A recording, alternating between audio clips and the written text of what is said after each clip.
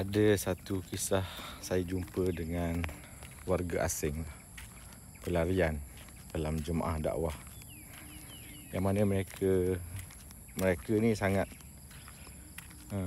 mencemburui rakyat Malaysia kerana kita ni ada banyak nikmat, hospital murah, kemudahan sekolah, bantuan macam-macam.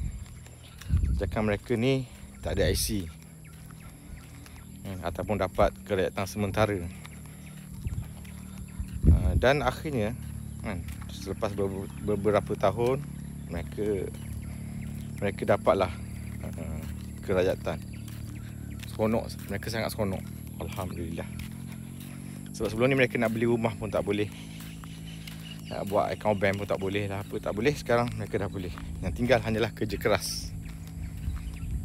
Jadi mereka bekerja keras, akhirnya jadi kaya di Malaysia ni. Sedangkan kita rakyat Malaysia ni ada yang mengeluh macam-macam, ni tak kena, itu tak kena. Tapi pada masa yang sama, warga asing yang baru jadi rakyat kita, mereka sangat bersyukur. Jadi moral of the story adalah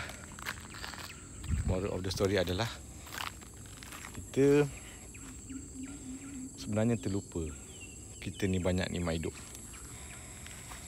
Kita terlupa kita sedang sihat. Kesihatan yang kita ada ni dicemburui oleh orang yang sedang sakit. Keamanan negara kita dicemburui oleh negara yang sedang berperang. Anak bini kita dicemburui oleh orang yang kesunyian, yang berada dalam penjara. Kerja makan gaji kita atau apa-apa kerja kita dicemburui oleh penganggur.